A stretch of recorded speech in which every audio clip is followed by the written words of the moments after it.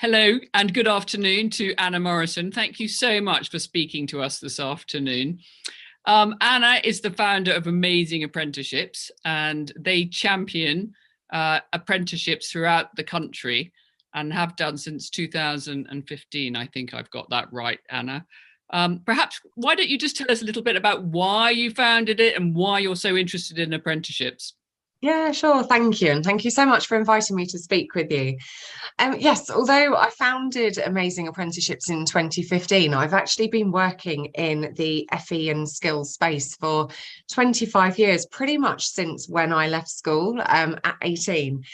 And it really was, I think, all of the experience of what I went through being in sixth form then, and kind of not wanting to go to university actually, and wanting to be able to get into work and not feeling like anyone was able to guide me or advise me or help me into exploring what some of those opportunities might be.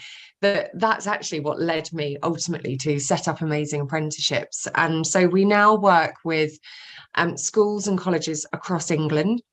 We actually work internationally sometimes as well. So a lot of our work, we get other countries coming to us saying, can you tell us more about what you do? And we work with predominantly with schools and colleges to help them to understand apprenticeships. So working with teachers, careers advisors, parents, carers, and students themselves to, first of all, explain what apprenticeships are.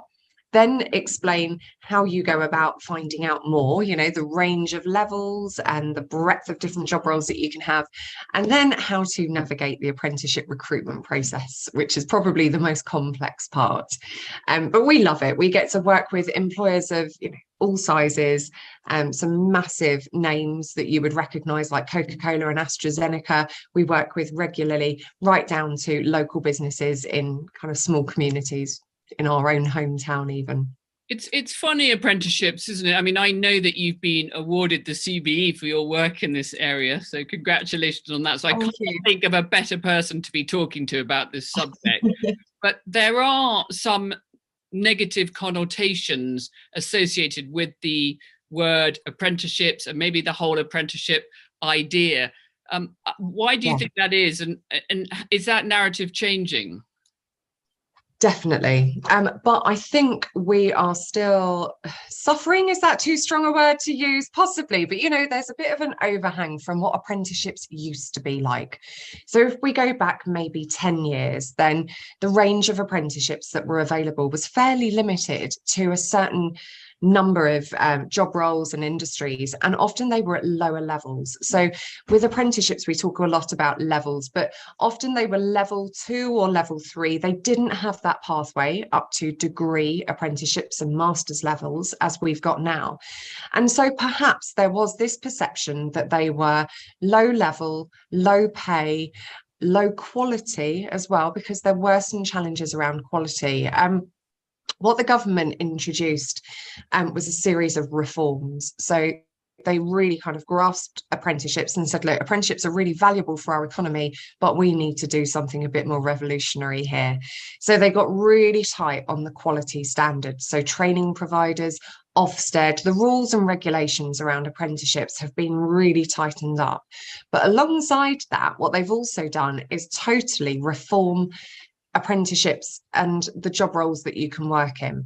So, as I said, kind of previously, they were kind of considered to be low level, highly skilled, but areas like carpentry and construction and hairdressing and childcare. And we still have thousands of brilliant apprenticeships in those areas.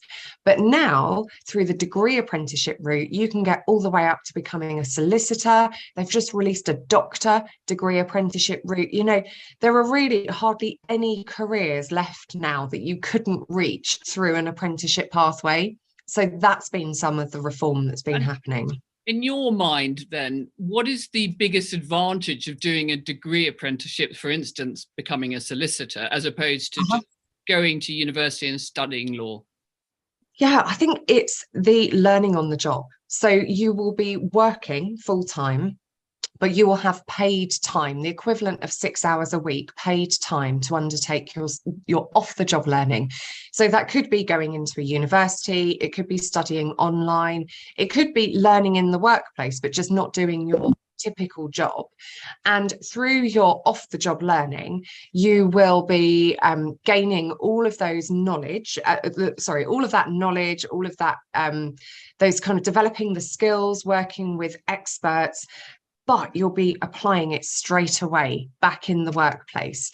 And I think that's a big difference. And I think when you're working in the workplace and being able to draw on all of that expertise that you're building up, and kind of having all of those reference points and being surrounded by all of those professionals with all of that experience, it makes for a really rich journey and is very different to just learning something in a classroom or in a lecture theatre, but then perhaps not applying it for a number of years until after you've learned it. Okay, so going back to someone who wants to be a solicitor, deciding whether or not you go to a university or do you do a degree apprenticeship. And I'm thinking here that if you're in sixth form right now, you're thinking, well, if I go to university, I'm gonna have a lot of friends there. I'm going to live independently. I am going to have this great social life, and I'm going to be working until I'm 70 probably. How do I really want to start, going into the workplace from the age of 18? What would you say to that person? Yeah, and I don't want to knock studying full time. It's really important. And for a lot of people, they really want that university experience. That's great. You won't get that same experience with an apprenticeship because you're going to be working full time. Now, you will meet other apprentices without a doubt. And I haven't yet found an apprentice that doesn't have a great social life. The difference is, as a degree apprentice, you won't be paying any of your university fees. So there are still fees, training fees associated with being an apprentice, but either the employer will pay for those fees or the government will pay for those fees. So you won't be incurring any debt. Yeah. You will be getting paid to learn. You will have money in your pocket to be able to go and do some of those lovely social activities that, we've got apprentices who learn to drive, buy their own car, buy their own house, go on wonderful holidays, go on holidays with other apprentices, live in shared accommodation with other apprentices. So you can still have some of those kind of university style experiences, but you will be working full time. So you're going to need to be on it. You're going to need to be able to get out of bed, get into work. It is quite different. Now, one of the benefits of being with a university, if you are doing a degree apprenticeship, you will be linked with a higher education institution, a university or another provider that has HE awarding powers. Now, if say you were with one of our leading universities, then you as a degree apprentice of that university would still have access to all of those brilliant facilities. So you get your NUS card, you get the sports facilities, you get the libraries, you get the student nights, all of that stuff that can still come with being a university student, but you will be a part-time university student instead of full-time. So really, it's the people who are really dedicated to a career of some sort, who know what they want to do. This is a really good avenue for them to do it. Absolutely. Yeah. I mean, generally, so for the majority of students listening to this, I suspect they literally have no clue what they want to do.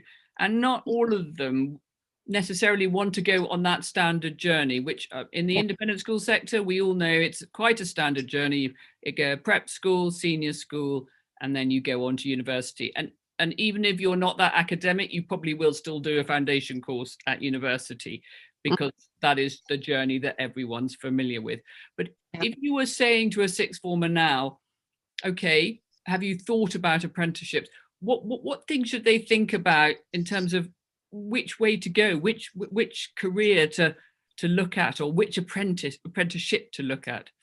Absolutely. And I think this is one of the pressure points as well. I think often students that we're working with feel like they have to make that kind of that one-time selection of a career, and for that to be the only thing that they do. We do have I just want to reassure anyone listening really that if you're not sure, and if you end up in an apprenticeship that you think, actually, I thought I was going to love this and this isn't for me, I want to do something different. That's absolutely fine as well. You can change your mind, you can do other things. And we have apprentices who may go into a company thinking they're going to do one thing. You know, they perhaps go in on a business apprenticeship and perhaps they're on some kind of rotational placement where they will move from different departments. And actually, they'll then find themselves in the HR department or the sales department or the marketing department and go, oh, this is my passion. This is the thing that I thought, you know, I didn't realize I wanted to do it, but now I'm in it. I really love it. And this is where I want to specialize. So we do get that kind of movement with apprenticeships, both within companies and moving from company to company as well. That's quite common. So just to reassure anyone listening, there is that flexibility within apprenticeships. In terms of researching what's out there, I think this is one of the areas that needs to be taken as seriously as if you were researching your full-time university options. And often we see schools that will place great emphasis on navigating the UCAS process, trying to work out which universities you would want to apply for. You know, and all of that detail, those lessons that go into the university preparation, same amount of effort needs to go into apprenticeships. You know, if you're going to be going for some of, well, any apprenticeship, but some of the top apprenticeships will be amongst the most competitive programs that we've got in this country, more competitive than getting into university. So doing your research, getting prepared, perhaps even getting some experience, relevant experience, something that's going to make you stand out as part of the recruitment process. It takes time. The other thing to note is that the recruitment cycle starts quite early. So within our organisation, we create something called the Higher and Degree Apprenticeship Listing, and we produce it every November and every February. And it's just a snapshot of some of those higher and degree apprenticeship vacancies that are available across the country. Employers are advertising now for apprentices that they want to join them next September. Okay. And I think sometimes that's misunderstood. People think, oh, well, I'm going to apply to university, so I'll get my UCAS application out of the way. I'll wait until January, then I might think about apprenticeships later in the year. Well, if you leave it that late, you will miss out on some of those brilliant opportunities that are available now. So give us some idea then. I suspect that the careers that are very popular, accountancy, I'm thinking law, those kind of degree apprenticeships must be extremely popular, because it is quite difficult if you do a law degree to get a job afterwards. Sure. Everyone thinks it's going to be so simple, but it isn't always that simple. So if I'm thinking about that, how many, when you say it's very competitive, a rough idea, how many people are you up against? Well, that will really depend on the employer and how well known the employer, their brand, you know, the marketing, the school outreach that they've been doing, and how well established their apprenticeship programs are as well. Now, it wouldn't be unusual for a really popular apprenticeship program to receive thousands of applicants for say 100 positions. You know, some employers have pretty large intakes of apprentices, but they have big volumes that they need to recruit and attract. Other employers will have smaller programs, so not all of them are as competitive as that. So that's where I can't really give you a number. I can't say, well, for every one apprenticeship vacancy, you're going to be up against 5,000 candidates. You know, it's just impossible to kind of give you that data because we don't have the data. And so what is the actual recruitment process itself then? Because I mean, we're all familiar with the UCAS and everyone knows it's a standard form, and you know, there's a certain way of doing it, so on and so forth. But I presume with degree apprenticeships, or even any apprenticeships, it's a bit different. Apprenticeship, and it's really important as well. I know your listeners today are going to be quite focused on higher and degree apprenticeships, but actually I must flag that a number of employers don't start their apprentices that leave school as higher and degree apprentices. They will actually bring them in as advanced apprentices, so on a level 3 program, and perhaps you'll spend a year, 18 months as a level 3 advanced apprentice, getting to know the business, building up some of those core business skills before you then move on to a higher or degree apprenticeship. It's not a backward step. It's not a lesser option. It kind of can't be compared to full-time education because it's totally different. So please put whatever bias you have about the language of the level of the apprenticeship to one side and really look at the employer and look at the vacancy that they're offering and what they're telling you about how they're going to progress you, the opportunities they're going to give you, the way, you know, the tasks that you're going to be undertaking, the responsibilities that you're going to be given, and really try and work out, you know, is that the kind of employer I see myself working for, and put the level to one side. Because once you're in, of course, you're in and you can impress them, and you've just got to get that job and get secured. So the application process. I'm sorry, when you talk about levels, I suspect many of us are not that familiar with levels. What are the levels? Okay, so we've got level 2 through to level 7. One of the confusing things with apprenticeships is they use numbers and they sometimes use words to talk about them. So a level 2 is like an intermediate apprenticeship. So that would be more typical for someone who was going in and kind of probably more post GCSE or their first job. Now, level 2, even if you had a degree already and you want, but it was in something totally different. So say you'd already got a degree in history and you'd got a first, but you want to become a hairdresser, then to become a hairdresser, you will have to go in as a level 2 apprentice. Okay. So this is where that kind of bias around, you know, you've got to know what you're doing, haven't you? You've got to know how to cut and colour hair. So just having a degree doesn't give you the qualifications to pick up a pair of scissors and start cutting people's hair. So level 2 intermediate, level 3 as an advanced apprenticeship, level 4 is a higher apprenticeship. So higher apprenticeships at level 4 would be equivalent to the first year of a degree. Level 5, which is also called a higher apprenticeship, is equivalent to the second year of a degree. Level 6 is a full bachelor's degree or equivalent, and level 7 is equivalent to master's level. So we've now got this route that can take individuals straight from school, potentially all the way up to master's level qualified, but with all of that training being paid for by the employer or the government, and actually you're getting paid to learn. So it's a really exciting time for apprenticeships, I think, with that whole kind of breadth of offer that's now opened up. And do these apprenticeships, are they all over the country? Presumably they are. They are, yeah. And often we will find them clustered perhaps more towards areas where there are businesses. I mean, that's an obvious thing to say, isn't it? So you might think towns and cities. Obviously, when we get to some of the more rural areas of the country, there can sometimes be less apprenticeships available because there are less businesses in those locations and therefore less opportunity to employ people. But yeah, all over the country. If I'm thinking about an apprenticeship, for instance, in London, of course, a lot of businesses in London, I presume there's a lot of apprenticeships.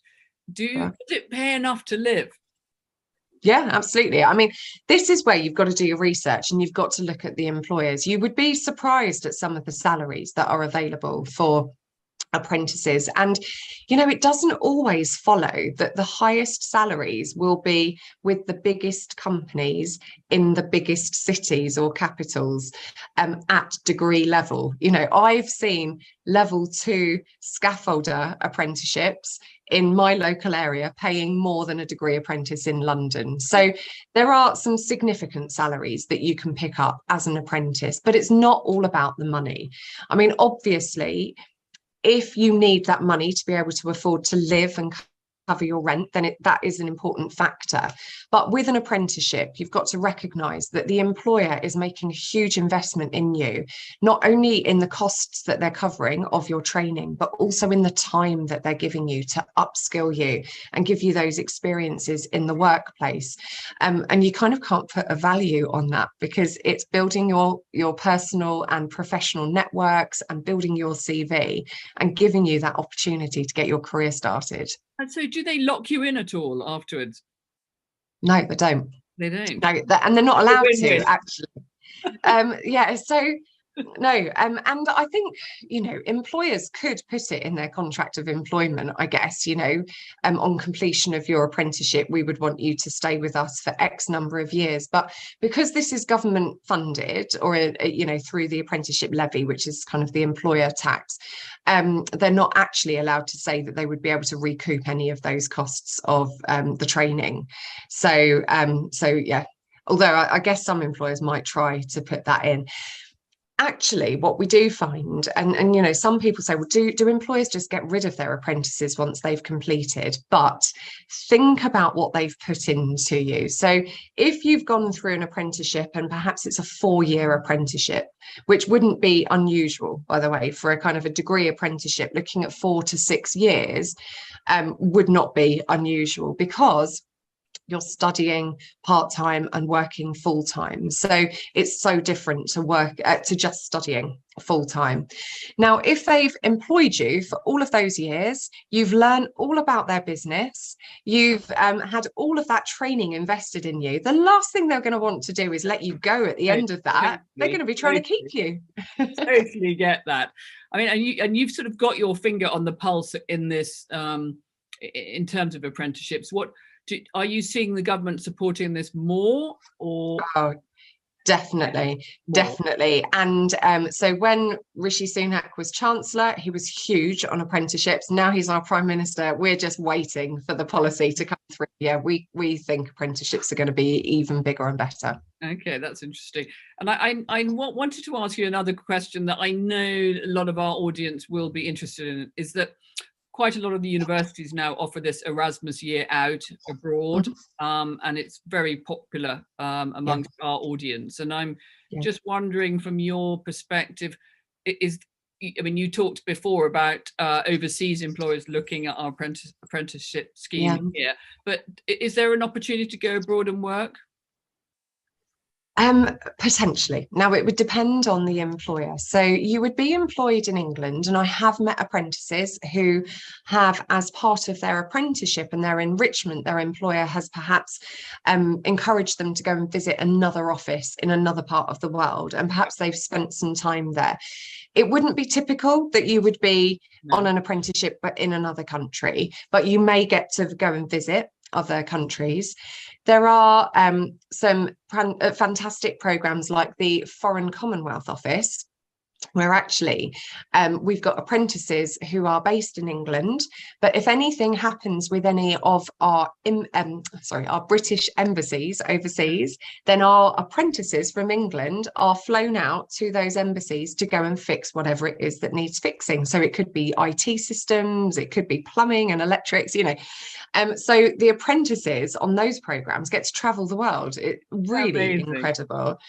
And then the other thing, I suppose, is that on completion of apprenticeships as well, I've met apprentices who have then been relocated. So recently I was talking to a lady who was working at a company, and she had been based in London, completed her apprenticeship, and then they'd asked her to go over and relocate to Australia. So she and her partner were relocating.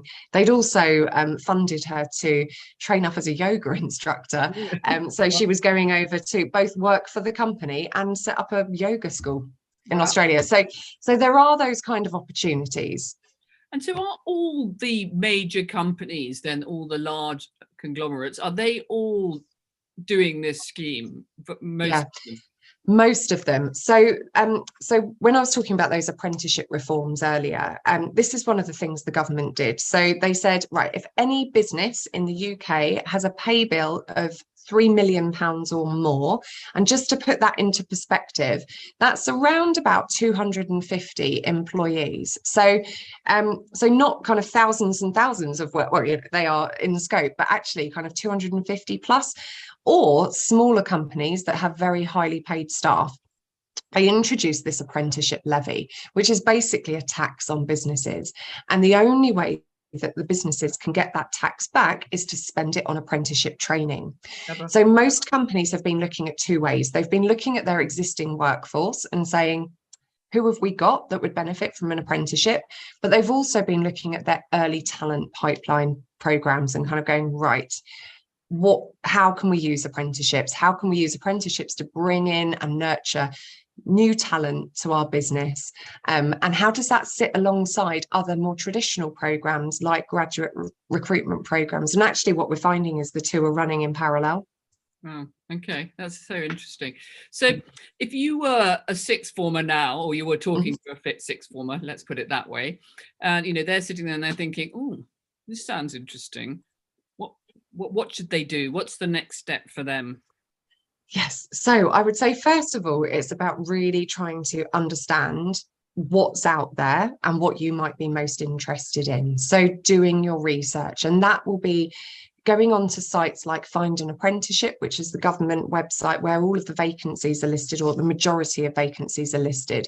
It's a live job site. So if you just go to Google and type in Find an Apprenticeship, then you'll find this website. It's on gov.uk. It's a really good starting point to start playing around with fields. You can type in where you are, what you're looking for, the level. The thing I would flag is it's a live job site. So it won't tell you what's been on there before. It won't tell you what's coming up. But if you were to look at Find an Apprenticeship, look at the resources that we've got on the Amazing Apprenticeships website as well. So our hire and degree listing, for example, really useful kind of 20-30 page document that just gives you a snapshot of some of the companies and the positions that they're recruiting to. And another site, UCAS Career Finder, Not Going to Uni, Get My First Job. There's loads of different kind of recruitment websites out there that you can go onto and have a look at the different vacancies. You're then going to start to build up a picture of the type of employer that you might want to work for. I would really encourage you to think beyond the brand. So, for example, I don't know, if you think about an organisation like Coca-Cola, you might be thinking, well, we know that they are they manufacture Coca-Cola and soft drinks. They probably have engineers because they're going to have factories and things like that. But did you know, for example, that Coca-Cola might recruit a solicitor degree apprentice into their legal team? So you've really got to think behind the scenes of some of these companies. Being a chartered accountant doesn't mean that you would just be working for an accountancy firm. You could be working within a finance team in an accountant, in any company, really. Right. So doing your research and getting a feel for the vacancies, then you need to start to get a feel for the recruitment pattern. So you need to start looking at, are those employers advertising now? Are they saying that they're not open yet, but they will be in the future? This is real life job search skills. So you've got to kind of really get your finger on the pulse of what's going on, follow them on social media, get onto their websites, have a look at what they're saying about their recruitment and when they're going to be recruiting. If they are recruiting now, don't delay. So even though the closing date may say January 2023 or February 2023, please don't wait, because for the most popular schemes, if they get an overload of applications, then they'll close it. They'll just pause it and they'll say, well, we've got enough. We think we've got enough in this pool. We don't need to have any more. So some individuals make the mistake of going, it's all right, I've got until January, I'll do that over the Christmas holidays. Well, if you wait, then you might miss out. So you have to get your application in. Then what happens next is actually down to the employer. And I know this can sound a little bit scary and a bit uncertain, but every employer will have a different recruitment process, although there's some commonalities. So, some employers will say CV, covering letter, or fill in our application form, and then we'll take it from there. Other employers may say, well, you need to come onto this portal, you need to set up an account, we want you to do some psychometric tests and some personality tests, and we'll do some of that assessment before we decide to take you forward. When you get taken forward, it's not unusual for some of the bigger programs to have things like assessment centres, which could be in person or online, video interviews, telephone interviews, ultimately in-person interviews as well. It can be a really long recruitment process, which is why a lot of companies start now, because it could go all the way through to spring, summer next year. And also, I suppose there's some merit in applying for UCAS and apprenticeships at the same time to give yourself more options. Oh, I'm so glad you said that. Absolutely. So please do. Please, the best position you could be in by next summer is to have a handful of university offers, a handful of apprenticeship offers, maybe something else as well, some gap years, or, you know, whatever it is that you want to do, and then you can make your decision. But if you close the door on these things and say, well, no, I'm not going to apply for that, or I'm not looking at that, then unfortunately, when it comes to next summer, then you've limited your choices, especially if, you know, if things don't work out as planned, or if you change your mind about something. The other thing with apprenticeships is there's no limit on the number of apprenticeships that you can apply for. So do apply for more than one. Please don't put all of your eggs in one basket, and, you know, maybe get 5-10 applications in the system. That can be quite a lot to manage as well, I know, you know, and kind of you're handling that process, but it's more important that you've got options, I think, than missing out on some of those opportunities. And finally, and I think, you know, we talked about this right at the very, very beginning, and I just wanted to bring it up one more time, is that there is some negativity towards apprenticeships generally, and I think it's enhanced within the independent school sector. And I'm just thinking, are you seeing a change in that narrative at all? Definitely. It's really interesting that that's your perspective as well, because we sit quite neutral across all schools and colleges, and we don't mind if you're independent or not. We get quite a lot of independent schools using our resources or coming to us for support and advice.